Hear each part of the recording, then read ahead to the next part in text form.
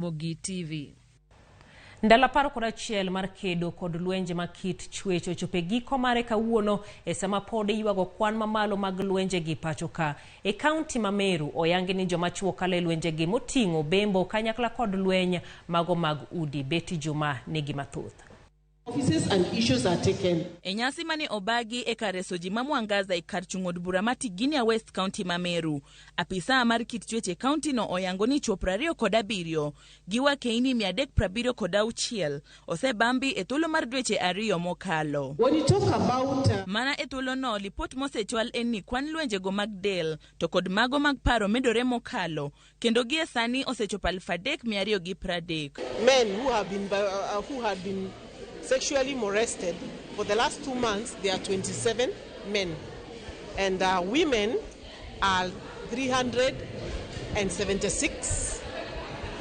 Those who are physically and emotionally affected men, we have 3,230, and for the women, those who have been physically and emotionally affected are 5,904.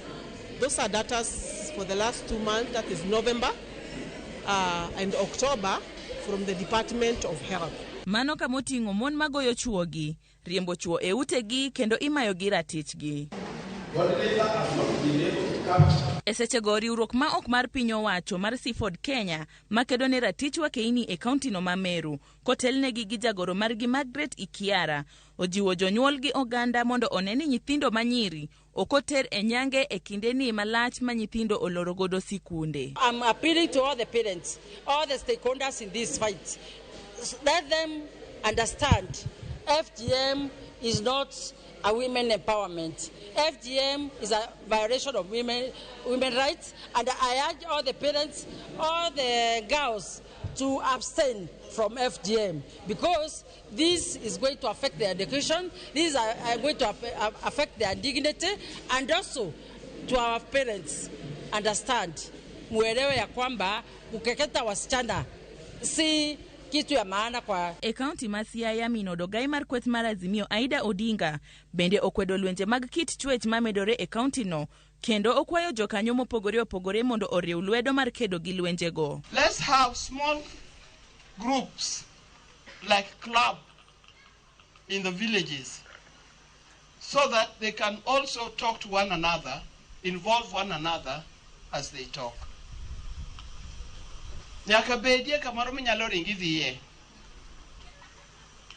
If something happens to you, run to your administrative head.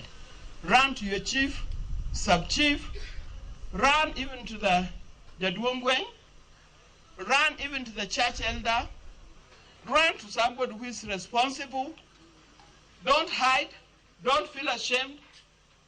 Get to be known. Aida no sirgi minod governor Masiaya Betty Orengo mowacho ni eseche makedo ne ratich nyiri dhi nyime joma chuo gi yawuoyi bende owinjore okete paro ni mar gin bende giyudo chandruok. As you can see on that poster of the Kenya National Commission on Human Rights, it says they are standing someone's rights today. It doesn't have to be you.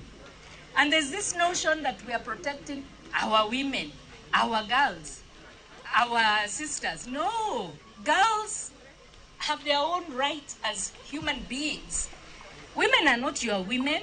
They are women because they are human beings. So we are going to speak up for their rights because they are whole and they are human. E kaunti ma Samburu jalupuruoth Mashaba Simon Lekangu ogolo siem ne jogo matero nyiri nyange ka achiel gi jonyuol mayiene nyithindgi ka owacho ni mano en rocho ratichgi kendo owacho ni idhi kawnegi okang' mager. Gino makoro gikwayo en ni oganda oriw lwedo ni mano e yo kende ma lwenje makamano nyalo dok chien kata rumo chuth. Beti Juma, Ramogi TV.